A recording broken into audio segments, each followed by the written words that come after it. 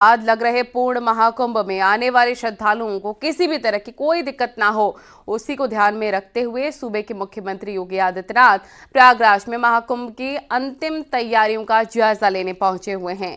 तैयारियों का जायजा लेने के साथ साथ सीएम योगी ने महाकुंभ मेले के लिए दूसरे दिन भी कई सुविधाओं का शुभारंभ किया।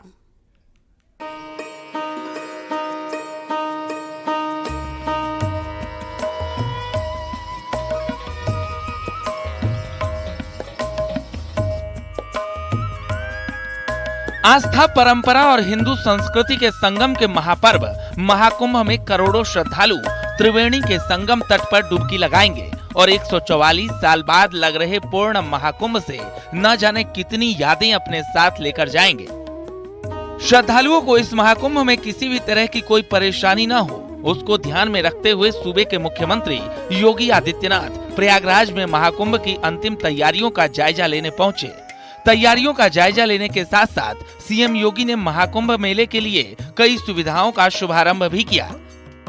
अपने प्रयागराज दौरे के दूसरे दिन सीएम योगी ने कुंभवाणी नाम से रेडियो एफएम की शुरुआत की। इस दौरान उन्होंने एफएम चैनल के सफल होने की आकांक्षा व्यक्त करते हुए कहा कि पूरा विश्वास है कि ये एफएम चैनल न सिर्फ लोकप्रियता की नई ऊंचाइयों को हासिल करेगा, बल्कि महाकुंभ को दूर दराज के उन गाँव तक भी ले जाएगा जहाँ लोग चाहकर भी यहाँ नहीं पहुँच पाते।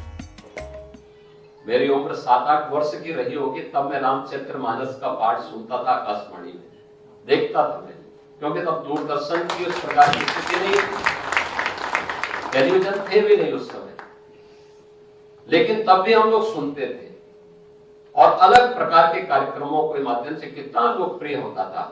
हर घर में एक रेडियो जरूर होता था, हर घर में होता था, और एफएम चैनल तो आज भी युवाओं के बीच में बहुत लोकप्रिय है।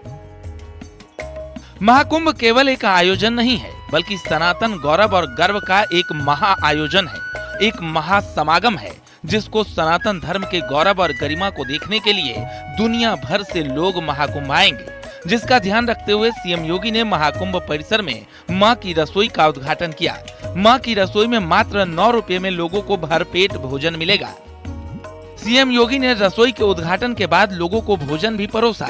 मुख्यमंत्री ने आर्थिक रूप से कमजोर लोगों के लिए शुरू की गई इस सेवा पर प्रसन्नता जाहिर की। उन्होंने खाने की गुणवत्ता, स्वच्छता के साथ ही दी जा रही सुविधाओं की भी सराहना की।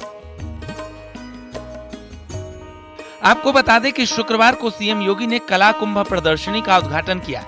सीएम योगी ने महाकुंभ क्षेत्र में बनी स्टेट पवेलियन प्रदर्शनी का भी अवलोकन किया और पवेलियन प्रदर्शनी की सराहना की।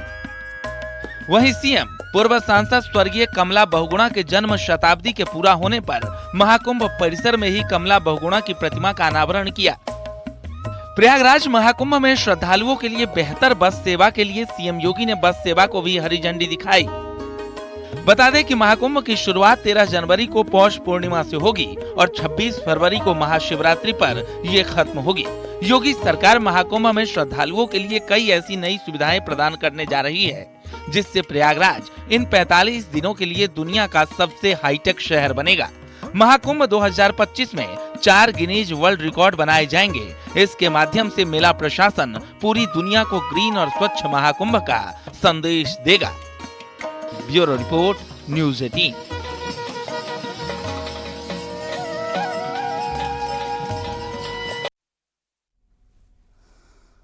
और महाकुंभ में क्राउड मैनेजमेंट के लिए व्यापक तौर पर इंतजाम किए गए हैं। महाकुंभ में क्राउड मैनेजमेंट देश और दुनिया के लिए रिसर्च का विषय होता है।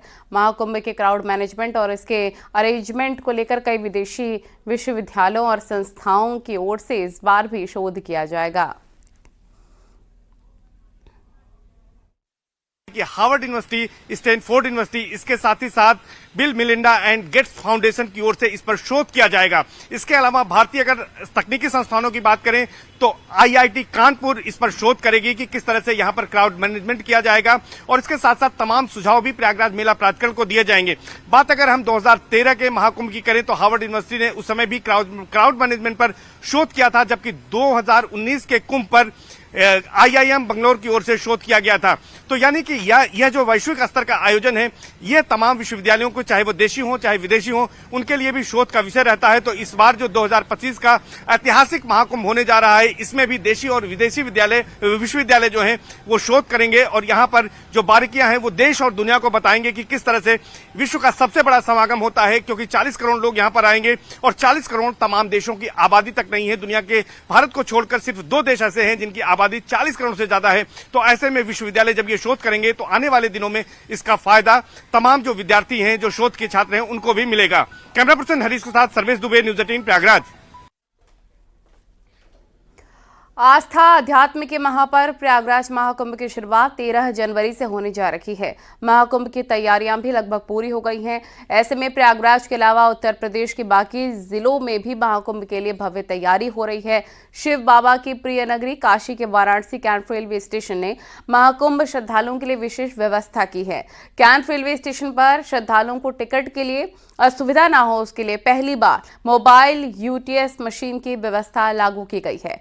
क्या होती है मोबाइल UTS सुविधा, उसी पर देखिए हमारी खास report.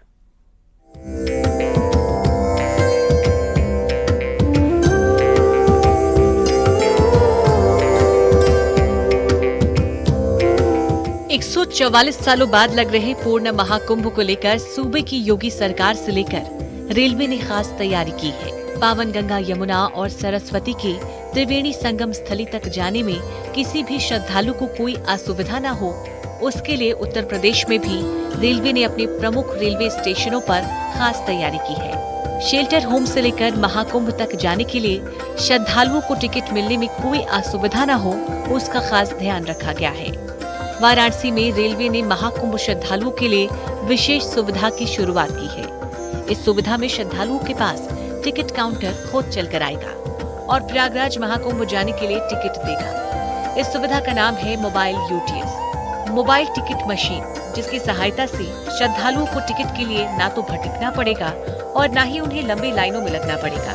Varanasi cantt railway station पर मोबाइल UTS मशीन के साथ कर्मचारियों को नियुक्त किया गया है, जो अपने साथ मशीन को लेकर पूरे स्टेशन परिसर में घूमते रहेंगे।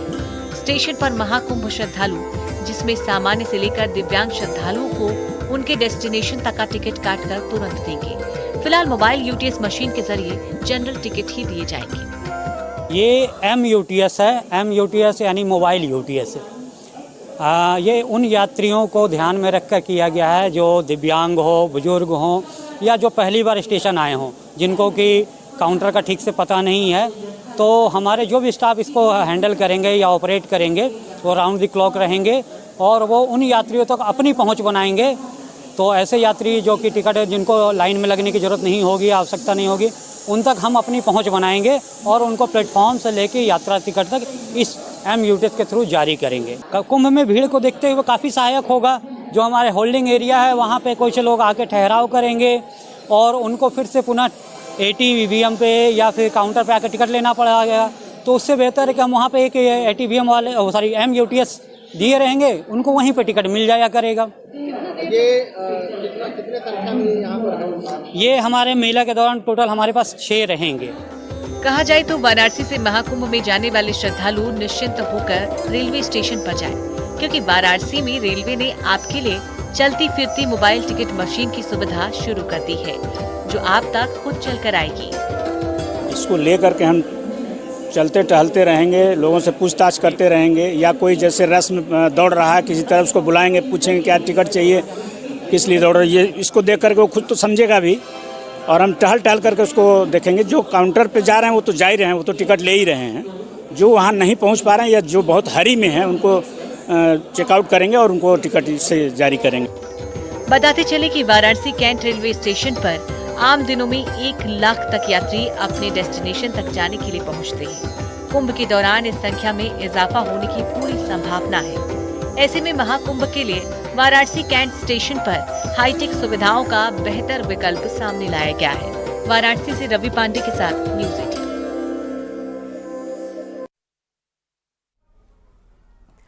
त्रिवेणी संगम की रेती पर शुरू हो रहे महाकुंभ में कई बॉलीवुड हस्तियों का भी जमावड़ा होने जा रहा है। महाकुंभ के दौरान कई बॉलीवुड सितारे और गीतकार और संगीतकार आस्था के रंग में रमते नजर आएंगे और बॉलीवुड की चकाचौंध से दूर धर्म और आध्यात्म की गंगा में गोते लगाते नजर आएंगे। संगम की रेती पर आयोजित होने जा रहे महाकुंभ में बॉलीवुड की हस्तियों का भी जमावड़ा लगेगा। बॉलीवुड के सितारे और तमाम गायक इस आयोजन में आएंगे। खास बात यह है कि तुलसी पीठाधीश्वर स्वामी रामभद्राचार्य के शिविर में संजय दत्त के साथ ही साथ मीका सिंह, इसके अलावा उदित नारायण, सोनू निगम जैसे गायक जहां पर अपने आवाज का जादू बिखेरेंगे, वहीं पर हेमा मालिनी अपनी नृत्य प्रस्तुत करेंगी, जबकि कंगना रनावत जो कि बॉलीवुड की सनसनी कही जाती हैं, इसके साथ साथ अब वो लोकसभा में भी पहुंच चुकी हैं, वो भी यहां पर आएंगी और यहां पर आध्यात्म के रंग में रंगती नजर आएंगी। इसके साथ साथ अगर बात करें भोजपुरी इंडस्ट्री की तो मनोज तिवारी और अन्य कलाकार अक्षरा सिंह भी यहां पर आएंगे और यहां पर साधु संतों के शिविर में तमाम जो धार्मिक अनुष्ठान हैं उन कार्यक्रमों में भी शिरकत करेंगे।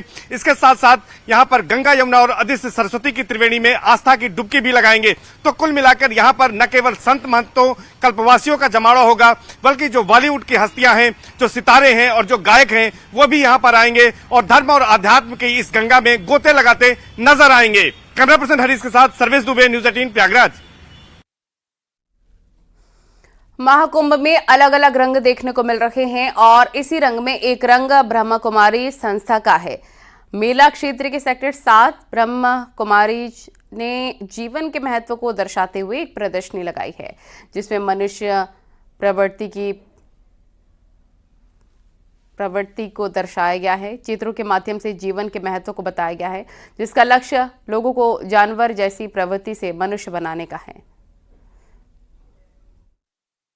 विके जी, कैसे जो है आप लोगों ने इतना बढ़िया थीम मैं अभी देखते हुए आ रहा था और आखिरी तक मैंने देखा, उसके बाद हम लोगों ने बातचीत शुरू करी है, तो क्या क्या है आपके यहाँ, हमारे दर्शकों को आप डिटेल में बताइए। देखिए, मैं तो सबसे पहले न्यूज़ 18 के आपको मैं धन्यवाद देना चाहता हूँ, न्यूज़ 18 को कि जो आप कम से कम इस बारे में सोचने के लिए यहाँ तक आए। देखिए, आज सबसे बड़ा एक सब्जेक्ट जो चल रहा है वो है सनातन संस्कृति, लेकिन कोई व्यक्ति ये नहीं समझ रहा है कि सनातन संस्कृति का मतलब क्या है। आज हमारी जो जीवन है वो सनातन संस्कृति से बिल्कुल अलग है। सनातन संस्कृति और राम राज्य की परिकल्पना का जो भारत है वो कैसा होगा, उसका हमने यहाँ पे मॉडल लगाया, स्वर्णिम भारत। और हमने पूरी यात्रा दिखाई है कि आज के जीवन से अगर हमें स्वर्णिम भारत में जाना है तो किन किन चीजों को छोड़ना पड़ेगा, क्या क्या चीजें हमें जो दुख दे रही हैं, क्या चीजें हमारी अपनी नहीं है, क्या चीजें हमारे सनातन मूल्य हमें क्या फायदा ला सकते हैं, वो पूरी हमने यात्रा बताई है। इस यात्रा में हमने दिखाया है कि आदमी आज कांटों के जंगल में है। जंगल का मतलब होता है हर जगह दुख। अगर पैर आदमी चल रहा है तो कांटा चुभ जाता है, दुख मिलता है, रास्ता भटक जाता है। आज इंसान की कमोबेश वही स्थिति है। पैसों के पहाड़ पे भरे खड़ा है, लेकिन उसको पाने के लिए वो पता नहीं कितनी हिंसाएं कर रहा है, कितनी लूट मार कर रहा है, कितनी भ्रष्टाचार। जब हम वहाँ बाहर की तरफ हम जब एंट्री कर रहे थे बाहर से अंदर की तरफ, तो हमने जो सबसे पहला ही देखा उसमें कैसे परिवार में व्यक्तियों की क्या स्थिति हो गई है, वो कैसे आपसी कलह में जी रहे हैं, वो आपने दर्शाया है। क्या क्या आपने इसमें बेसिकली दर्शाया है, कैसे व्यक्ति पाश्विक प्रवृत्ति का होकर के कैसे वो मृत्यु की तरफ बढ़ रहा है, कैसे उसका जीवन नष्ट हो जा रहा है, उसके बारे में बताइए। देखिए, हमने इसमें दिखाया है कि आदमी के भेष में तो है, लेकिन वो वृत्तियों से हिंसक प्राणी हो गया है। वो एक तरीके से समझिए कि लोमड़ी हो गया है, एक तरीके से समझिए कि वो हिंसक जानवर की तरह से भूमिका निभा रहा है। तो आज ये जो है आसुरी वृत्तियों के कारण ऐसा हुआ है। उसके लिए हमने अलग अलग दिखाया है कि व्यक्ति आज सास और बहू हैं, लेकिन वो सांप की तरह से एक दूसरे को डस रहे हैं, भाई भाई खून कर रहे हैं एक दूसरे का, एक छोटी सी जमीन के लिए गला काट दे रहे हैं। इसको सारा हमने दर्शाया है। आदमी आज पैसा तो किसी तरीके से पा रहा है, लेकिन फिर भी वो दुखों के पहाड़ पे खड़ा है, खाली हाथ का खाली हाथ है। आखिर में जिसके लिए पैसा के लिए इतना उल्टा सीधा कर रहा है, भौतिक सुखों के लिए कर रहा है, लेकिन फिर भी वो लास्ट में खाली हाथ है, तो आखिर में वो मिलेगा कैसे? सब कुछ यहीं रह जा रहा है। सब कुछ यहीं रह जा रहा है। बट व्यक्ति को आत्मबोध नहीं, क्योंकि वो आदमी गलत करते करते कमजोर हो गया है। उसको ये नहीं समझ में आ रहा है कि सच क्या है और झूठ क्या है। उसको हम लोगों ने यहाँ पे दर्शाया है और यहाँ पे दिखाया है कि अगर हम सनातन मूल्यों को जीवन में अपनाते हैं तो हमारा गृहस्थ आश्रम बन जाएगा, परिवार हमारा दैवी परिवार बन जाएगा, हमारा भारत स्वर्णिम भारत बन जाएगा और पूरे दुनिया का विश्व गुरु बन करके पूरे देश में, पूरी दुनिया में भारत एक। मैंने देखा कि सास बहू को सांप के रूप में दिखाया है आपने कि कैसे एक दूसरे से लड़ रहे हैं। देखिए, सांप का मतलब तो हंसी की बात है, लेकिन आज का परिवेश? देखिए, आप कहिएगा कि कब जब किसी घर में शादी होती है, जब किसी घर में बच्चा पैदा होता है तो हर माँ बाप की कल्पना होती है कि बच्चा आने वाले दिनों में हमारे बुढ़ापे का सहारा बनेगा। लेकिन जब शादी हो जाती है उसके बाद सास बहू की लड़ाइयाँ होती है, क्योंकि कभी सास ना तो बहू को अपनी बेटी समझती है, ना बहू कभी सास को अपनी माँ समझती है, क्योंकि उसके अंदर बुराइयों का वास है। इसकी वजह से परिवार अलग हो जाता है, लोग माँ बाप का खून कर देते हैं, उल्टे सीधे काम करते हैं। इसलिए व्यक्ति सांप की तरह से एक दूसरे को डसता रहता है। इसीलिए हमने उस सांप का दिखाया है कि सांप जो है हमेशा किसी न किसी को डसता रहता है। इंसान की भी स्थिति यही है, वो डसता ही है किसी न किसी को। महाकुंभ में अद्भुत नजारे देखने को मिल रहे हैं। पंडाल में बैठे बाबा दिउर बाबूजी महाराज पिछले कई सालों से अपने दाहिने हाथ को उठाए हुए हैं और अपने बाएं हाथ से ही सारे क्रियाकलाप करते हैं। उन्होंने संकल्प लिया हुआ है कि जब तक देश में सुख शांति समृद्धि पूरी तरीके से नहीं आ जाएगी तब तक इनका हाथ ऊपर ही रहेगा।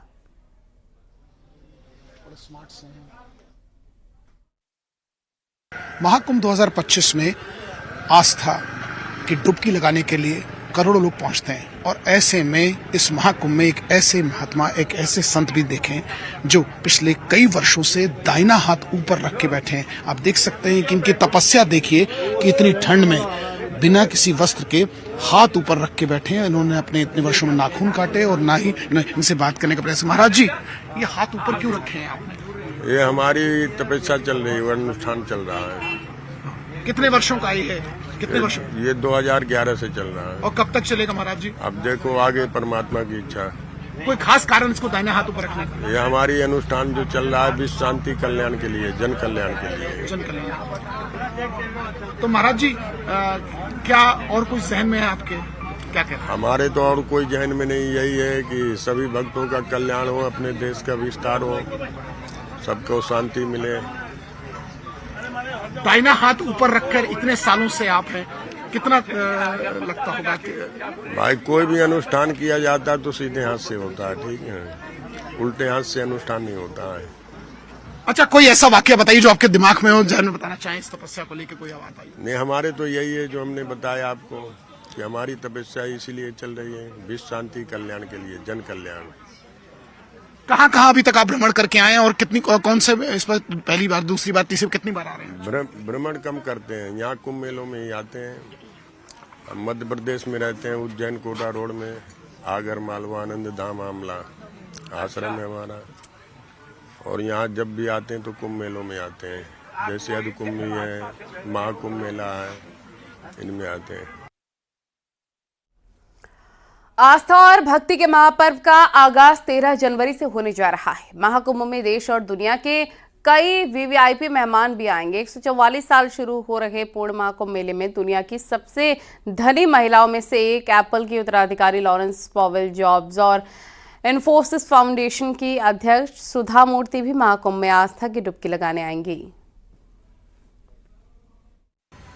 संगम की धरती पर 2 दिनों के बाद 13 जनवरी से विश्व का सबसे बड़े धार्मिक आध्यात्मिक मेला महाकुंभ का आयोजन होने जा रहा है। देश और दुनिया की नजर इस वैश्विक समागम पर है, क्योंकि इसमें देश और दुनिया के 40 करोड़ से ज्यादा श्रद्धालुओं के आने की उम्मीद है। 40 करोड़ तो दुनिया के 2 देशों को छोड़कर ज्यादातर देशों की आबादी तक नहीं है। ऐसे में विश्व के तमाम देशों के कई वीवीआईपी मेहमान भी आएंगे। माना जा रहा है कि दुनिया की सबसे धनी महिलाओं में एक एप्पल की उत्तराधिकारी लॉरेल पॉवेल जॉब्स भी इसमें शिरकत करने आएंगी। दावा यह किया जा रहा है कि लॉरेल पॉवेल जॉब्स यहां पर 13 जनवरी को मकर संक्रांति के पहले ही पौष पूर्णिमा पर यहां पर आ जाएंगी। मकर संक्रांति से लेकर वो यहां पर कल्पवास भी करेंगे और मौनी अमावस्या तक यानी 29 जनवरी तक वो महाकुंभ मेले में रहेंगी। वो निरंजनी अखाड़े के पीठाधीश्वर और आचार्य महामंडलेश्वर कैलासानंद स्वामी के शिविर में रहेंगे और यहीं पर वो विभिन्न धार्मिक अनुष्ठानों में भी शिरकत करेंगी।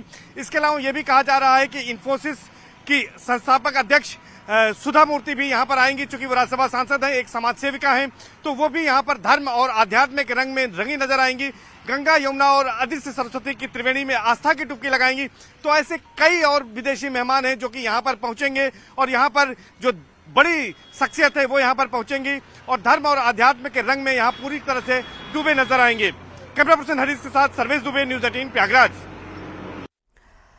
और बात लोगों के लिए महाकुंभ में सुविधाओं की करें तो प्रयागराज महाकुंभ के लिए कार पार्किंग के लिए बेहतरीन इंतजाम किए गए हैं। हाईटेक महाकुंभ में फास्टैग से कार पार्किंग की सुविधा मिलेगी, साथ ही सीसीटीवी से पार्किंग स्थल की निगरानी भी की जाएगी।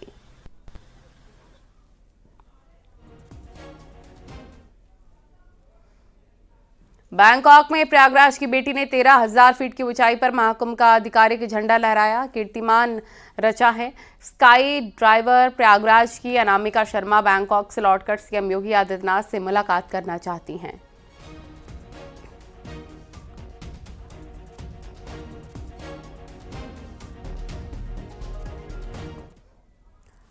और 13 जनवरी से महाकुंभ का आगाज होने जा रहा है, लिहाजा ऑल इंडिया मुस्लिम जमात के राष्ट्रीय अध्यक्ष मौलाना शहाबुद्दीन रिजवी ने महाकुंभ के तमाम साधु संतों और श्रद्धालुओं को शुभकामनाएं दी हैं। खैर व आफियत के साथ, अमन शांति के साथ महाकुंभ मेला संपन्न हो और साथ ही प्रयागराज के तमाम मुसलमानों से अपील करूंगा कि वो खुशहाली और सद्भाव के लिए जिन जिन मुस्लिम महलों से, जिन जिन मुस्लिम गांवों से श्रद्धालु गुजरें, उन पर फूल बरसा करके, पुष्प वर्षा करके उनका स्वागत और उनका इस्तकबाल करें। इसलिए कि इस्लाम मजहब रवादारी और भाईचारे का मजहब है। पैगंबर इस्लाम सल्लल्लाहु ताला अलैहि वसल्लम ने जो शिक्षा और तालीम दी है वो प्यार और मोहब्बत की तालीम दी है।